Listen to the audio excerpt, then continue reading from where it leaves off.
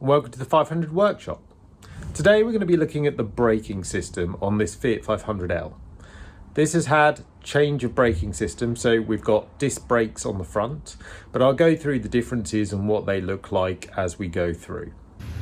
So we're going to start at the very front of the car, and here we have the reservoir. Just point to it here, there we go, which holds the brake fluid. Now this is a slightly bigger one than many of them because this is dual feed. You can see it's got two pipes coming out from it. On most 500s it will just have a single one. But those feeds are going into our master cylinder. So they go down here, they go under this piece just here and through the bodywork and under the car. So next thing for us to look at is under the car. So hopefully you can hear me over the rain, which is now coming down. It's torrential outside, but here you can see we've got our steering system. Hopefully you can see that, and up through here, hopefully you can see against the kind of wall in here, we have a plate. Now again, this is slightly different adaptation of what we'd normally have here, and that's because we've got a dual chamber master cylinder. I'll explain why in a minute. But as you put your foot on the brake, that brake activates against this plate and moves a mechanism here which goes and pushes against the face of the master cylinder.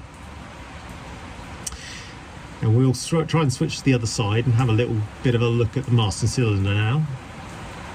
Now this angle, you can just about see the master cylinder. So this is our master cylinder up here, and we've got at the very top of it, we've got some rubber pipes coming in from the reservoir and connecting at 2 points. Now when we put pressure on the plate that I just mentioned, then that activates the master cylinder, so that pushes the fluid in the master cylinder, and that ends up pushing that brake fluid that's coming from our reservoir into our copper pipes. Now our copper pipes go off in two different directions, or three different directions actually. One goes to the left side front brake, one goes to the right side front brake. We'll try and take a look at those in a second. The rain has just died instantly, so hopefully you can hear me a bit better. And one goes through the car, through the tunnel where you have the gear lever and the handbrake, out to the rear of the car. So we'll take a look at the different directions that goes into. Just so you can see a master cylinder, this is a dual master cylinder, this is spare. So the single one is quite small, it's about that wide, and on the single one, this face here goes straight against the foot pedal mechanism. So as you put your foot on, activates straight in there, so it basically pushes into there and pushes the fluid in. This is a double, so the double won't fit in that gap within the kind of space underneath the car, so it has to be mounted sideways, and that bracket mechanism that you saw adapted to take that. Now you got these little plastic things which will go in, one in that slot and one in that slot, and they're taking the fluid from the reservoir. So they're taking your rubber pipes to the reservoir, and then you've got the two up front here, which are going to your front brakes, I believe, and this one here which is going to your rear brake. Now there's a couple of reasons why you do the upgrade, especially if you've got disc brakes, because it's two chamber, if one fails you've still got braking, as I understand it, that's what I've been told. And secondly, it produces more force, so you get better braking with this dual cylinder setup. Okay, so hopefully in the centre of our shot you should see our copper pipe. Now this is coming from the master cylinder and carrying our brake fluid, and as it comes round past our suspension down and connects to our flexible hose, and our flexible hose then connects onto our caliper, because this is a disc brake system, and that caliper then activates when the brake fluid is pumped through it. Now there is a connection there between the copper pipe and the flexible hose. The copper pipe is obviously static, it doesn't move. The flexible pipe is flexible and does what it's meant to do. So as your wheel turns and goes up and down and stuff, the flexible pipe takes up that slack and allows us to move around. Okay, hopefully you can see just above the centre of our shot here, we have a three-way connector with copper pipe coming out of all the entries and exits. Now the one facing to the right, that's coming through from the master cylinder. That goes, as I mentioned before, through the tunnel where you've got the handbrake inside the car. So that runs through there and comes out of a hole with a load of other things, your fuel, your gearbox connections, your accelerator and choke cable are all coming through those holes. So there's also your brake pipe coming out through there.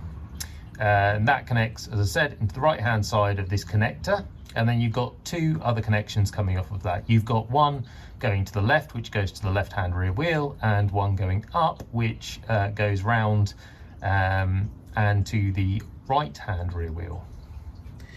So again, we're coming out to the left hand wheel here, rear wheel, and there's the bracket, hopefully you can see in the top left corner, and it's got some hard copper pipe going round, and then it goes into our flexible pipe here. Now our flexible pipe here is all about up and down movement rather than steering movement, because we're at the back, but hopefully you can see the connection a little bit better here. So our flexible pipe goes through like a rigid fixing on the body work, and then gets the copper pipe has a screw end on it, which screws into that flexible pipe nice and tight, and then in order to hopefully maintain it where it is, and I'll just come in and zoom in on this one here as well, it's got like a let's see if I can point it out just here. It's got like a tab which you push in, and that kind of clips it into place so it doesn't move against the brackets. So that's how that's connected there. And all these connections obviously have to be really nice and tight. So normally the copper tube, if you buy a kit for all these connections, then they come with the ends already on. The pipes are all flared at the end, which means they kind of come out a little bit like a mushroom at the end, to make sure the seal's good, and they already have these bits with the thread on already pre-done. If you're just buying a basic copper pipe and you're buying these connections yourself, you'll need to put them on the pipe and then flare it yourself, but I'd recommend buying the pipes because they're all the right size. So we're now looking at our rear right wheel, and I haven't followed the pipe all the way around for you, but as I mentioned before, it comes out the top of the three-pronged connector, comes round to the suspension on a copper cable, then when it meets the suspension goes to a flexible cable, and then back to a copper cable, which then is this copper cable just coming around here. So you can't see that it's copper, it looks like it's got a spring attached around it, but that's just for protection. And then it comes round and it goes into our slave cylinder, which is just here. So because these are drum brakes, has slave cylinders on the rear. If we had drum brakes all round, you'd have slave cylinders at the front as well. But because we've got disc brakes, it goes into the caliper at the front and it goes into the slave cylinder at the rear here.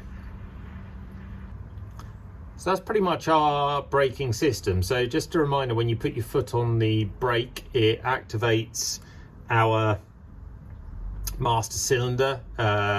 In our case on this car, it was activating a dual master cylinder with a bracket on it. If you've just got the single cylinder, then it just goes straight against the wall of the front of the car, and the brake pedal activates it directly, which then in turn pushes the brake fluid around the copper pipes and to their respective calipers or slave cylinders, and then that activates the brakes and stops us. One last thing while we're at the rear of the car here, I pointed out our brake line here, but also we've got another line here coming to the back of the brake hub, and this is our handbrake. So this is cable operated, so when you pull the lever up, you can see it's got kind of a similar connection here to our other lines, but this is just where you can adjust the tightness of the handbrake by there's a thread on here, so you can shorten or extend that depending on how much purchase you're getting. So there is some adjustment there. When you pull the lever up, it pulls this piece here, which then activates a mechanism inside the brakes to push the shoes out against the drum itself. So it's quite a crude, simple system, but it works very effectively. The final piece around the brakes is, if you are doing adjustments to it, get some of these proper brake spanners. Now they're different from ordinary spanners. They're kind of like a open-ended hexagonal spanner, but this on the end here is just enough room for the pipe, the copper pipe, to go through, and then it gives you a really strong grip around the nut itself. So I think most of them are size 10 on these, on the copper pipes. So yeah, this one's dual headed, so it's got 12 on the side, but these are invaluable. It means that you get the right purchase, means you don't ruin the nuts or kind of ruin the heads on the nuts. So yeah, get yourself some of these. These happen to be Halford's Advanced, so Halford's clearly do them, but yeah, just make sure you get yourself a good quality set of these.